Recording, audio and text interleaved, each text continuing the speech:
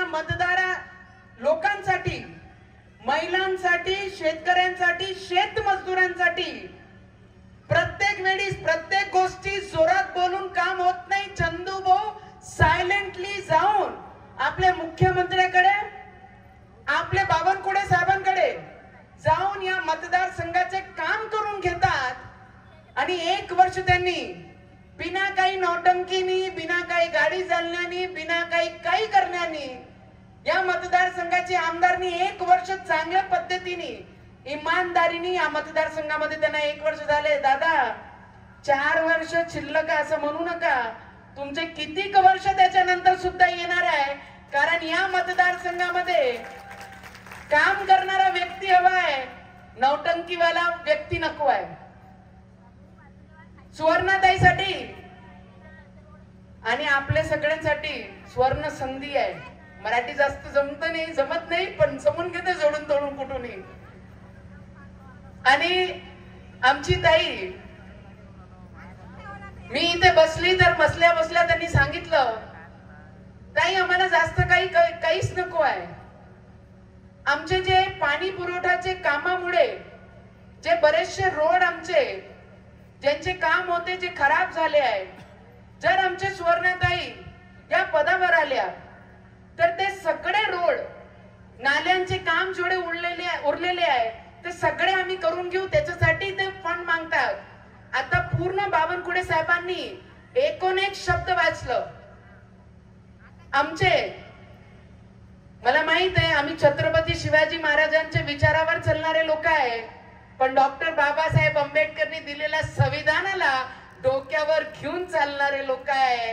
बाकी इतर लोक फक्त संविधानाला घेऊन नौटंकी करतात जे दुसऱ्या पक्षाचे आहे.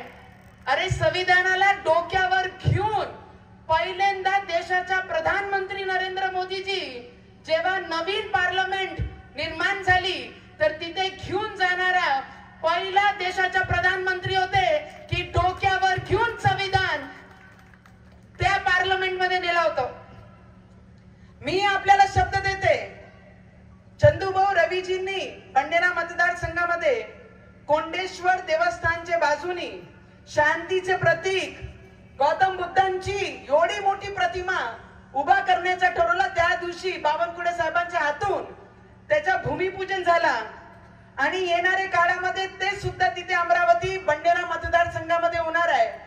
मी आपल्याला शब्द देते, सुवर्णाताई आपल्याला शब्द देते, जेवढे नगरसेवक इथे उभे आहे, मी आपल्याला शब्द देते की डॉक्टर बाबासाहेब आंबेडकरांच्या स्मारकासाठी जेवढे पैसे लागले तेवढे पैसे या सरकारकडनं आपण खेचून आणू आणि डॉक्टर बाबासाहेब आंबेडकरांचा स्मारक आपण इथे बनवू.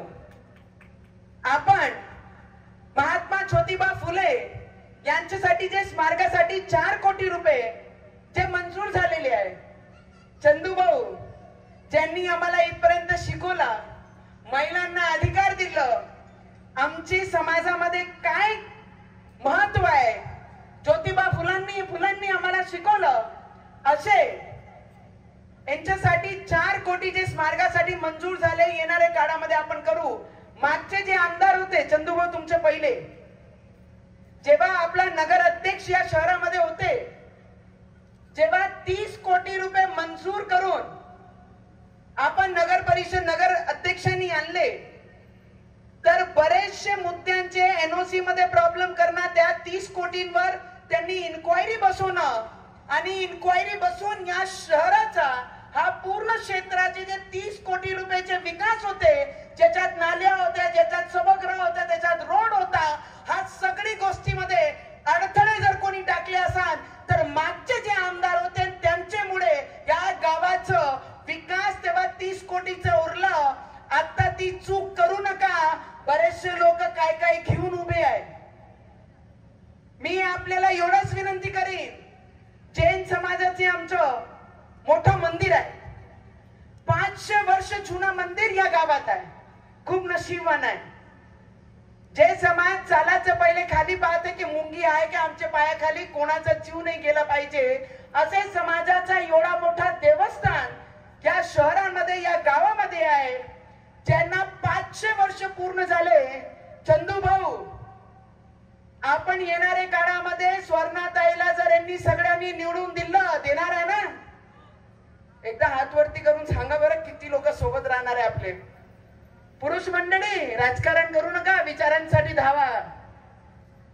सगळे आहे ना सोबत? आणि हे शब्द मी स्वर्णाताईचे माध्यमातून चंदू भाऊ आणि आमची सरकार आहे आणि देवेंद्र भाऊ, देवा भाऊ कधी देवधर्माला कधीही कमी करत नाही. आणि जैन मंदिरांचे साठी सुद्धा आमचे देवा भाऊ कमी करणार नाही.